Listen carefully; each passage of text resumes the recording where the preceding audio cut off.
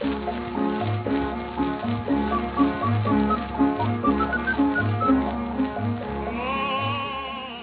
dia, boa tarde e boa noite. Este aviso prévio tem a finalidade de informar o ouvinte de que as histórias, opiniões e qualquer tipo de comentário presente neste share de áudio contém demasiado sal adicionado pelo autor que devia levar com pimenta na língua. Portanto, não acreditem em tudo o que ouvem, só naquilo que veem. Por isso é que este podcast nunca terá a vertente visual.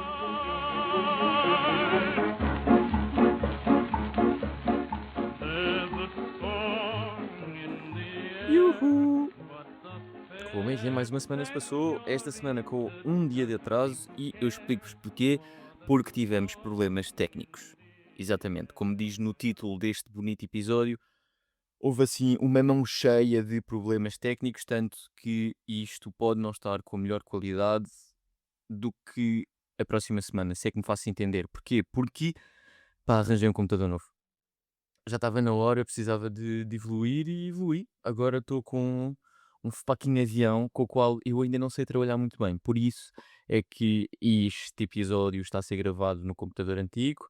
Para a próxima semana ou para o próximo episódio, espero já estar com uma qualidade acima destes 8 episódios. É verdade, 8 episódios muito bonitos.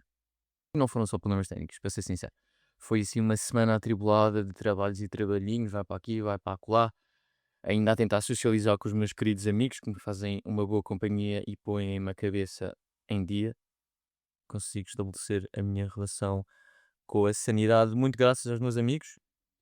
E pronto, a semana passada não houve assim muitas notas que eu tirasse, para ser sincero. Houve várias observações que eu fiz na vida, mas não houve assim nada digno de anotar na minha aplicação das notas para te falar, a ti que estás a ouvir. Houve assim umas experiências bacanas, porque a semana passada fui trabalhar nos quantos hotéis de projetos e projetinhos e eu fico fascinado com a qualidade de vida que certos hotéis fazem passar. E não só. As torneiras das casas de banho. A partir de um certo patamar, a partir pá, tipo, de hotéis de 4 estrelas para cima, são inovações. A semana passada fui a um que era com o pé, portanto o Ritz em Lisboa é com o pezinho, vocês têm lá um botão, mas é bem engraçado porque parecem pingos a cair do céu, é tipo uma torneira que vem do teto. E depois é engraçadíssimo ficar 2 minutos, porque acontece a todos, a malta a tentar ligar a água, tentar com que caia a água do teto. Então, tipo, malta a bater um punhetaço na torneira, não consegue. Depois a tocar à volta da pia, também não consegue. Começa a olhar à volta, começam a clicar no sabonete das mãos, aquilo não dá nada. E depois olham para o chão, porque os tampos são de vidro, e reparam, efetivamente, que é só clicar com o pé para não tocarem nada. É bué da bacana. Ontem fui a outro hotel também fazer um projetinho, ali em Belém, o Salvador, ou o Patriota, uma coisa do género. Não, epá, não recordo o nome do hotel, um hotel 5 estrelas, impecável. E nós estávamos na casa de banho a lavar as mãos e ninguém conseguia ligar a torneira, porque pá, pode ser sem contacto, pode ser no pé, pode ser tocar na pia, estávamos a tocar em todo o lado, já estávamos quase a desistir, coitados de nós, já íamos sair da casa de banho sem lavar as mãos, pá, e do nada alguém encosta-se na parte de trás da torneira. Portanto, tiveram de dar a volta à torneira e encostaram-se na parte de trás para ver se aquilo funcionava e lá funcionava, lá conseguimos lavar as mãos, mas é uma cena bué estranha, porque é que tens de ir atrás da torneira, a torneira é como se fosse uma mini cascata, portanto vai acima, faz um arco e depois desce, e é ao tocar na parte traseira da torneira, que são para aí 3 dedos de... Ainda é uma torneira grossa, tocas na torneira e a torneira cospe a água, pá, e lá está, não são coisas práticas, não percebo quem é que pôs na ideia, ok, nós vamos tentar com nós damos mais estrelas ao hotel que tiver a torneira mais absurda. E tem resultados, porque só hotéis com 5, 6, 8 e 9 e 10 estrelas é que têm esses sistemas de maçanetas não, de torneiras a todos. O que é atrofiado também, que é ao final de não sei quantos anos, o Tim Cook, é o novo CEO da Apple, vai bazar, e vem aí um gajo que é o Gadget Man, conhecido por isso. Portanto, a partir de agora a Apple vai estar só a lançar coisas loucas e pronto, tem sido só um conhecimento, um knowledgezinho de tecnologias desta semana. E por falar em tecnologias, dei por mim a pensar no outro dia que são as tecnologias ou os avanços tecnológicos que nós vamos poder testemunhar na nossa vida são ridículos. Eu quero acreditar que nós vamos testemunhar o teletransporte. E a partir daí não há volta a dar. Tipo, a partir do momento em que consigam efetivamente teletransportar um objeto do ponto A ao ponto B instantaneamente, acabou. Não vale a pena fazer nada. Que é tipo, a indústria automóvel acaba logo no segundo.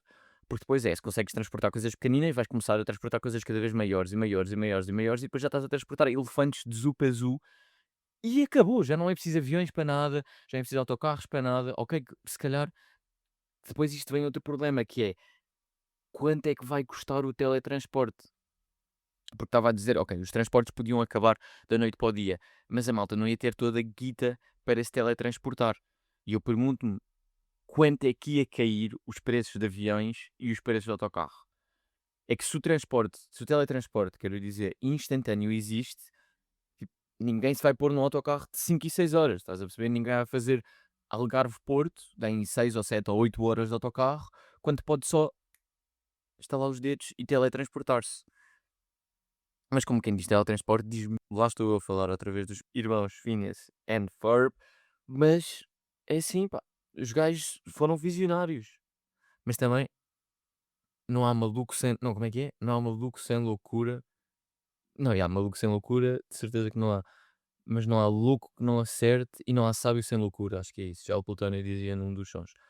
Mas é isso, para visionar o futuro há que ser completamente maluco. E eu adoro, pá, eu estou todo comichoso de ver coisas novas. Que é tipo, a invenção do Bluetooth já é antiga, estão a perceber? Mas é visionário. Como é que nós estamos a pôr fones e a transportar coisas? Lá está, é o teletransporte.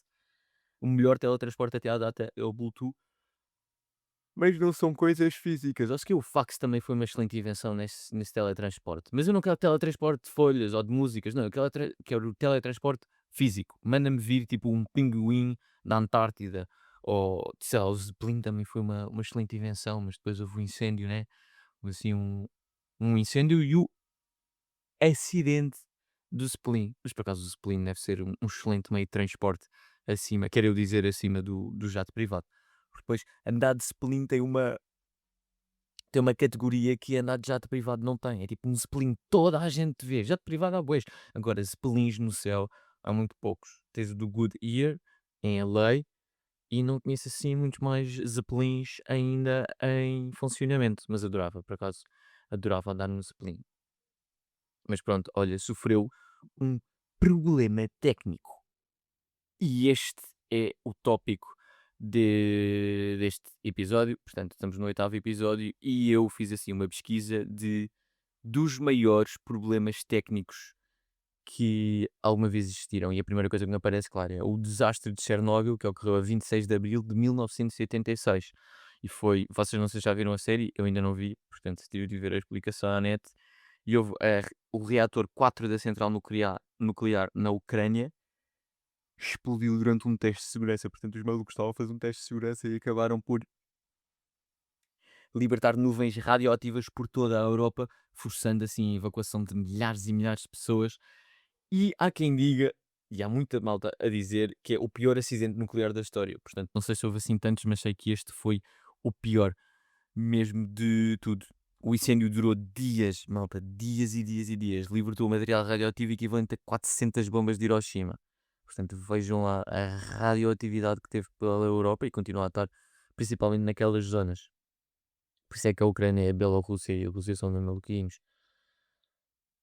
Foi a Chernobyl. Os gajos já curtem bué de vodka, depois fumam umas coisas estranhas e no ar a radioatividade é bem presente. Aquilo para ali não há muito, não há muitas pessoas sãs e salvas. Mas será que houve assim nascimentos de bebés com 3 pernas e 3 braços e 4 olhos? É que depois os filmes acabam por alimentar a nossa criatividade. E depois eu penso que é tipo, houve malta a nascer meio defeituosa nessa altura. Não, eu tenho pena dessas pessoas, coitadas, não tiveram mão nenhuma neste acidente, foi só um teste de segurança e acabaram por prejudicar vidas e vidas e vidas e vidas. E há mais de 350 pessoas foram realojadas. O acidente causou aumentos em casos de isto é que é enorme. Casos de cancro, especialmente na tireoide, a contaminação ambiental persiste com efeitos em javalis e cogumelos ainda hoje reportados. Ok, portanto há javalis radioativos e cogumelos radioativos. Jesus, deve-se dar uma. Por acaso deve ser uma indústria culinária naquela zona bacana. A segunda que me apareceu foi a expedição do balão de André. Portanto, como estávamos a falar de Zeppelins, houve um maluco que tentou chegar à Antártida, não, Antártida, ao Polo Norte, de balão, mas desapareceu. Houve assim um desaparecimento de 3 exploradores suecos. E temos aqui o nome deles: Salomon André, Niels Strindberg e Knut Freikna. Por 33 anos! Eles desapareceram de 33 anos. Eles partiram 11 de julho, mas após cerca de 65 horas e falhas técnicas, perderam as cordas de direção. E houve um acumular de gelo, claro. Foi forçado a pousar, mas o plano era atravessar o Ártico de balão de hidrogênio e a partir da Noruega. Mas o acidente, 2 dias depois da partida, tornou-se incontrolável e houve a sobrevivência, portanto, deu-se a sobrevivência dos 3 homens. Tentaram caminhar de volta para a civilização, arrastando entre nós carregados de suplementos, portanto, de suprimentos, arrastando entre nós carregados. Portanto, ok, os homens já iam prevenidos. Ah, como é que acabou? Após meses de luta contra as condições extremas do Ártico, a equipa pereceu na rota de Ilha Branca, por volta de outubro de 1897. Esta altura, pá, dos descobrimentos a mim fascina-me bastante. Quando é que os malucos estavam em casa tranquilos ao pé da fogueira, não tinham televisão, tinham bué de livros para ler e coisas para caçar e decidem, não, eu agora vou dar a volta ao mundo em 80 dias. Pá, ainda bem para eles, para ser sincero. Eu fico feliz, pá. O ser humano nessas cenas é mesmo. É, é, É deslumbrante ver a crença do homem na descoberta. Depois, a descoberta foram os restos mortais, diários e fotografias de expedição foram descobertos apenas em 1930. Os gajos tiveram quase 40 anos desaparecidos por caçadores de focas, revelando que a causa da morte não foi um acidente inicial, mas foi a exaustão e o ambiente severo. Portanto, malta, se vocês quiserem ir viver para o Polo Norte, já sabem, não levem só trenós, nem vão de balão de ar quente. Mas não foi só no norte que houve assim muitos acidentes, houve acidentes também em Itália. O desastre de Seveso, em 1976, foi um acidente industrial, por acaso no norte da Europa, portanto já sabem, dica, não vão para o norte de coisas, que eu já percebi que o norte aqui é um fator muito importante nos desastres naturais. Mas houve uma fábrica que libertou uma nuvem tóxica de dioxina, TCDD, sobre a região de Lombardia. Houve muita malta a morrer, tiveram de abater a imensos animais e contaminaram a cadeia alimentar da zona. Foi uma crise de saúde pública. Não morreram muitos na altura, mas houve pelo menos 200 pessoas a sofrer de clorache. Dá-se a saber? Não, cloracne. Yeah. Porque ficaram expostos a sérios riscos de saúde a longo prazo. Não sei se hoje em dia continua a ser um problema, mas as autoridades só foram informadas do acidente 29 horas depois. E isto é que é grave. Só 10 dias depois do ocorrido é que a fábrica se responsabilizou pelo desastre. Jesus! Desastre também foi o que aconteceu. Pá, malta, isto, eu hei de chegar à boa parte, atenção.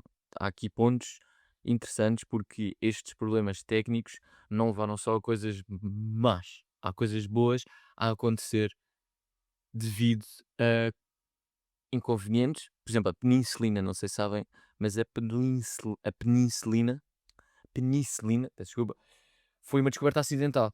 O Dr. Alexander Fleming deixou placas de Petri, portanto, placas de alguma coisa no laboratório. Não me venham perguntar coisas de laboratório. Eu adorava física e química, mas era mais a física que me espantava, não tanto a química.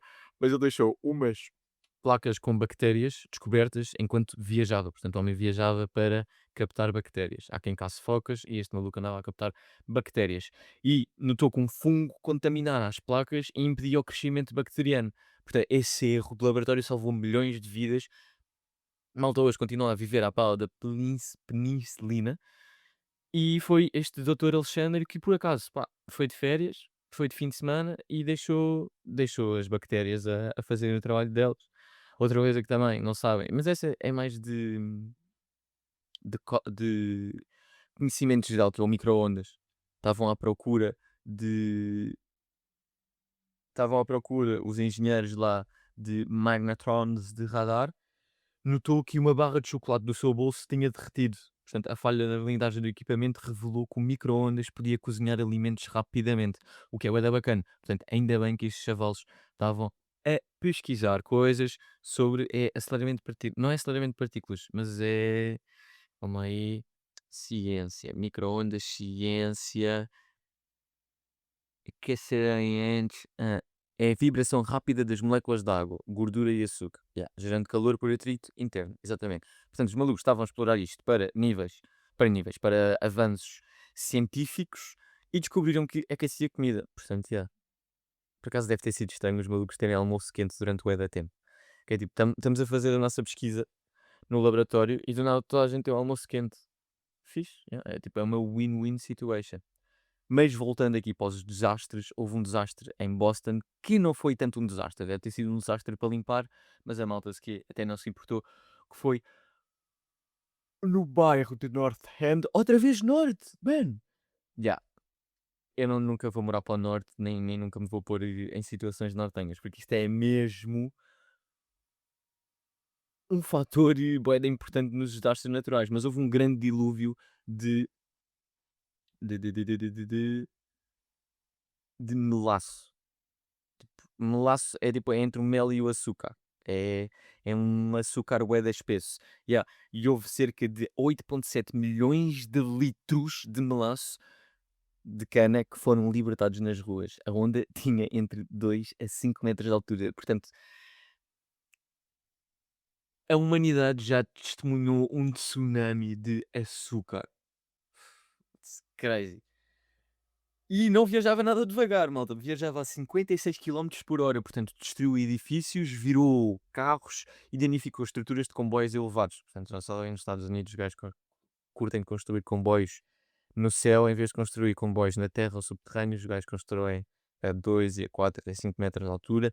Mas naquela altura não duraram muito porque foram destruídos por um tsunami de açúcar. A comboios e edifícios que ficaram danificados, houve 21 mortes e 150 pessoas feridas. Muitos morreram por asfixia. Yeah, porque aquilo é uma onda viscosa e duvido que se consiga respirar dentro do molaço. A causa foi simples, foi o tanque estava mal, estava mal planeado, mal aplicado e mal supervisionado.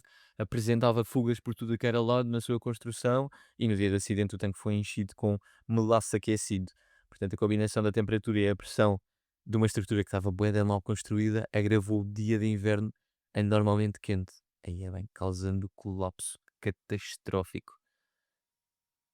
Jesus, e depois eu nem quero imaginar. É que o melaço, imagina, tipo, nunca tinha ouvido melaço, mas o melaço é tipo mel. Depois acaba por, tipo, quando fica frio, ou o açúcar quando fica frio, acaba por enrijar, né? Fica, bué acaba por ficar rijo. E depois resgatar pessoas. É que é tipo, imagina, a areia movediça, a areia movediça ainda vais para baixo e és agarrado e, e pronto. Mas não, ali é tipo, tu és agarrado por bué de açúcar e aquilo congela. Se calhar, olha, se calhar é assim que os mamutos se sentem nas resinas gigantes e aquelas bactérias também.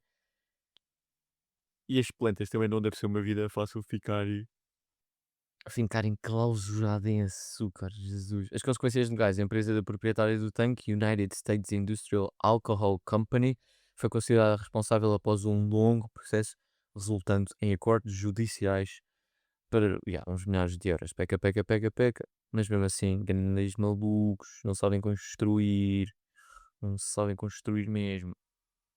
E continuando nesta não construção ou falta de qualidade construtiva, Em 1975 houve uma barragem na China que não tinha engenheiros nenhuns especializados na obra. Portanto, era só malucos. Todos eles disseram: que uma barragem, eu consigo construir, eu consigo construir. E em Banqiao, passados uns anos depois da construção, na província de Henan, na China, desabou. Desabou uma barragem, houve várias falhas de comunicação e infraestrutura inadequada para uma cheia de 1 a 10 mil anos. Hã?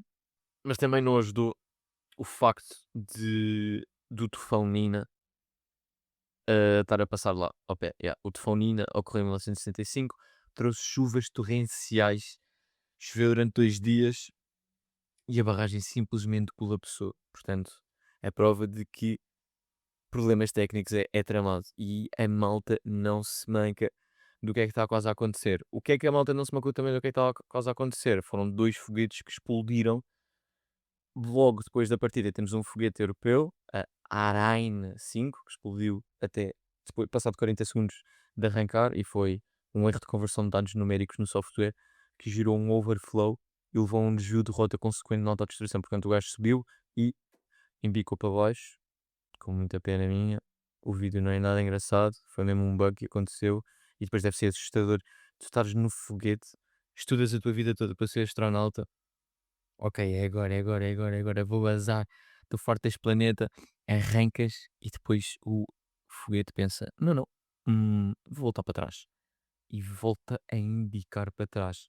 Aconteceu também, mas este não voltou para trás, explodiu só, foi o vai-vem espacial, em 1986, este já viram o vídeo de certeza, mas este não foi uma falha de software, foi só uma falha nos O-rings, que são os anéis de vedação dos foguetes auxiliares. Portanto, os foguetes auxiliares são aqueles que levam combustível e depois, quando passam, não sei se é estratosfera, mas passam o primeiro nível, tornam-se lixo espacial e ficam a orbitar?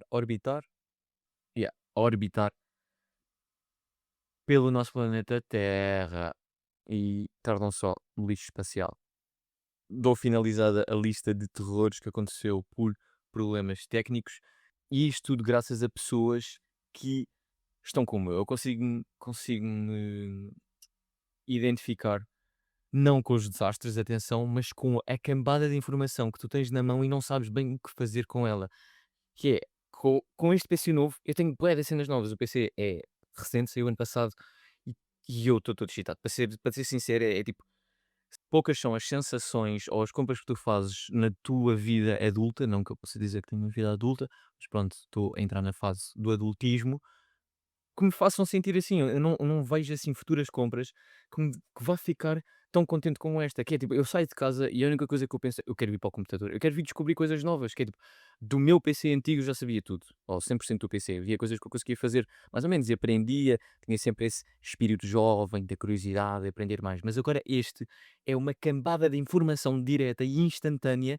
Que é tipo, pá, bué da luz, bué da brilhante, bué de botões aqui e acolá para editar então, rapaziada, para editar então. Eu não vos quero dizer o quão contente eu estou com a possibilidade de estar a editar vídeos todos os dias, que é bué da bacana, atenção, mas lá está, também é um nicho de hobby, para ser sincero, pá, porque não sei, só o simples facto de ver um filme aqui e ver uma série nesta pantalha nova é incrível e estou bué da contente. Eu saio de casa, vou ter com os meus amigos ou tipo vou trabalhar e só penso, tipo, eu podia estar em casa a editar. Não, eu podia estar em casa tipo, a brincar com o computador. Eu quero saber o que é que este computador faz de uma ponta à outra para poder tirar o maior proveito possível desta nave espacial. Porque isto é mesmo uma nave espacial. Mas pronto, já, chega de falar de me vangloriar desta compra tão bacana. Principalmente porque já errei, pá. Em 8 semanas que a minha disciplina falha.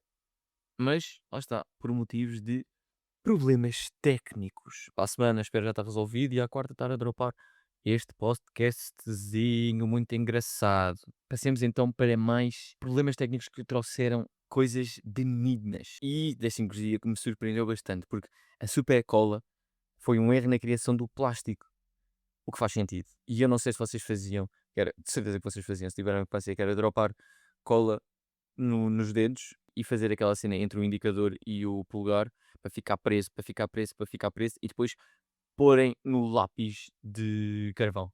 Eu fazia bué isso e curtia bué.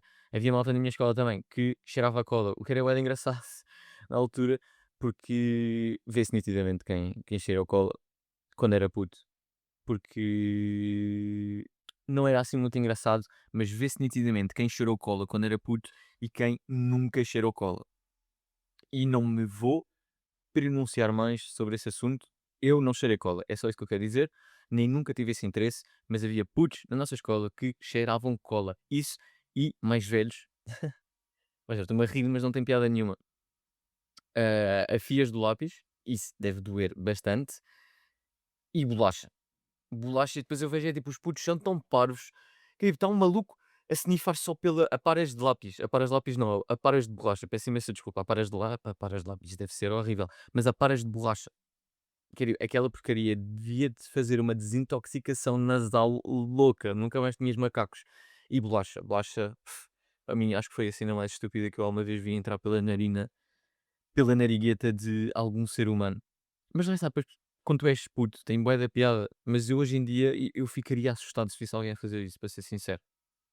Mas para dizer que na Segunda Guerra Mundial tentavam criar plásticos transparentes para as miras das armas, portanto para fazer as lupetas, e o resultado foi uma substância extremamente adesiva que inicialmente descartou para o serviço, para o propósito original, tornou-se uma ferramenta prática inestimável.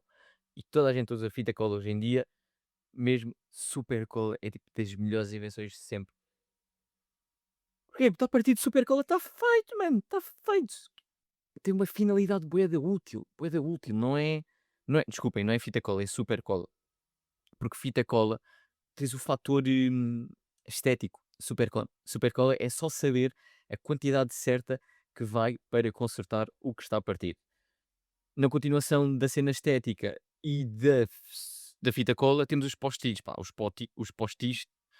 post-its, que é nada mais nada menos que um papel com cola fraca.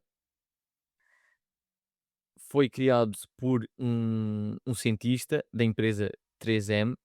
Não sei se conhecem aqueles gajos que fazem os vidros anti-bala, fizeram aquela publicidade há uns anos atrás de 3M, de 3Ms não, de antibala, não, de vidros e de colas e essa porcaria toda, mas houve um anúncio que eles fizeram há uns anos atrás que meteram 1 milhão de dólares, porque de certeza que isto foi nos Estados Unidos, numa paragem de autocarro. E era quem conseguisse partir o vidro ficava com a guita. Claro que ninguém conseguiu partir o vidro, mas toda a gente viu 1 milhão de euros em notas ali exposto. Mas ninguém conseguiu ficar com o vidro, ninguém conseguiu ficar com 1 milhão de dólares.